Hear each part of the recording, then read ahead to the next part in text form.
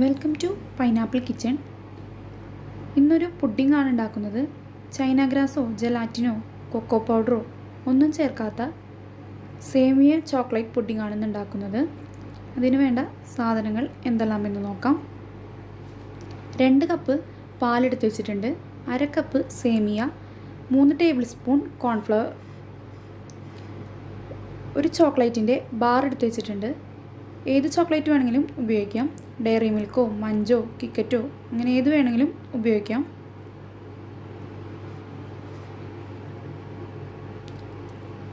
അഞ്ച് അണ്ടിപ്പരിപ്പ് എടുത്ത് കട്ട് ചെയ്ത് വെച്ചിട്ടുണ്ട്. ഇതിന് പകരമായി കപ്പലണ്ടിയും ഉപയോഗിക്കാം. കുറച്ച് ചോക്ലേറ്റ് എടുത്ത് ഗ്രേറ്റ് ചെയ്ത് വെച്ചിട്ടുണ്ട്. ഡെക്കറേഷന് വേണ്ടി മാത്രമുള്ളതാണ്, നിർബന്ധമില്ല. 1/2 കപ്പ് പഞ്ചസാര എടുത്ത് വെച്ചിട്ടുണ്ട്. ആദ്യം നമുക്ക് സേമിയ വേവിച്ചെടുക്കാം. 1.5 കപ്പ് വെള്ളത്തിൽ വേവിച്ചെടുക്കാം. പാൻ വെച്ച് നമ്മൾ എടുത്ത് വെച്ചിരിക്കുന്ന വെള്ളം ചേർത്ത് ഒന്ന് ചൂടാകുമ്പോൾ നമുക്കിതിലേക്ക് സേമിയ ചേർത്ത് കൊടുക്കാം. നന്നായി ഒന്ന് മിക്സ് ചെയ്തതിന് ശേഷം 5 മിനിറ്റ് തിളപ്പിച്ചെടുക്കാം. വറുത്തതോ വറുക്കാത്തതോ ഏത് സേമിയ വേണമെങ്കിലും ഉപയോഗിക്കാം. നമുക്കിതൊന്ന് ഡ്രെയിൻ ചെയ്ത് കൊടുക്കാം.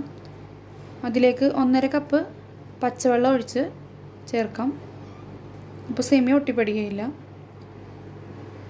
പാത്രം വെച്ച് പാല്, പഞ്ചസാര, ചോക്ലേറ്റ് എടുത്ത് ചേർത്ത് നന്നായി മിക്സ് ചെയ്യാം.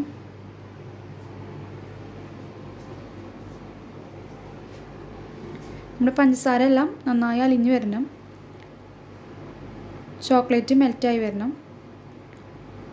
നമ്മൾ മഞ്ച് പോലത്തെ ബാറാണ് എടുക്കുന്നതെങ്കിൽ അതിൻ്റെ ബിസ്ക്കറ്റ് അലിഞ്ഞ് ചേരാൻ കുറച്ച് ബുദ്ധിമുട്ടാണ്. അപ്പോൾ നമ്മൾ അതൊന്ന് പൊടിച്ചതിന് ശേഷം നമ്മുടെ മിക്സിയിലേക്ക് ചേർത്ത് കൊടുക്കാം.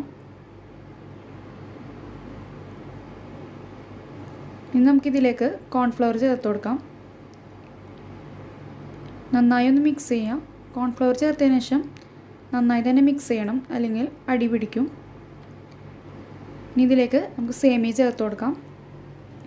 സേമിയ ചേർത്ത് ഒരു 5 മിനിറ്റ് മിക്സ് ചെയ്താൽ മതി. അപ്പോൾ തന്നെ നമ്മുടെ മിക്സ് നന്നായി സെറ്റായി വരും. ഇതിലേക്ക് കുറച്ച് അണ്ടിപ്പരിപ്പ് ചേർത്ത് കൊടുക്കാം. ഇപ്പോൾ നമ്മുടെ മിക്സ് നന്നായി തിക്കായിട്ടുണ്ട്. ഇനി നമുക്ക് ഓഫ് ചെയ്ത് ബൗളിലേക്ക് ഒഴിച്ചു കൊടുക്കാം. ചില്ലിൻ്റെ ബൗളാണ് എടുക്കേണ്ടത്. നമ്മളിത് ചൂടോട് കൂടി തന്നെ ബൗളിലേക്ക് ഒഴിക്കേണ്ട കാരണം പ്ലാസ്റ്റിക്കിൻ്റെ ബൗൾ എടുക്കാൻ പാടില്ല. ഏത് ടൈപ്പ് ബൗൾ വേണമെങ്കിലും എടുക്കാം. ചെറുതോ വലുതോ കപ്പോ സ്റ്റീൽ പ്ലേറ്റോ ഏത് വേണമെങ്കിലും നമുക്ക് ഉപയോഗിക്കാം. അപ്പോൾ നമുക്ക് നമ്മുടെ മിക്സ് ബൗളിലേക്ക് ഒഴിച്ചു കൊടുക്കാം.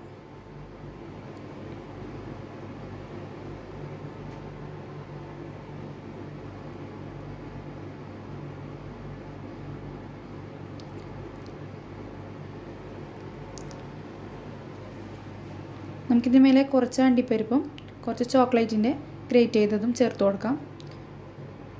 ഇനി ഇതൊരു 2 മണിക്കൂർ നമുക്ക് ഫ്രിഡ്ജിൽ സെറ്റ് ചെയ്യാൻ വെക്കണം. ഫ്രീസറിലല്ല വെക്കേണ്ടത്, ഫ്രിഡ്ജിലാണ്. ഇപ്പോൾ നമ്മുടെ മിക്സ് സെറ്റായിട്ടുണ്ട്. നമുക്കിനി ഇതൊരു പ്ലേറ്റിലേക്ക് ഇട്ട് കൊടുക്കാം.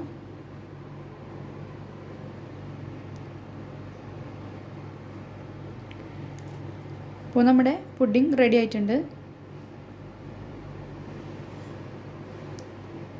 നമുക്ക് ഓരോരുത്തർക്കാണ് വേണമെങ്കിൽ നമുക്ക് ഒരു കപ്പിലായാലും കട്ട് ചെയ്ത് വേണമെങ്കിലും കഴിക്കാം.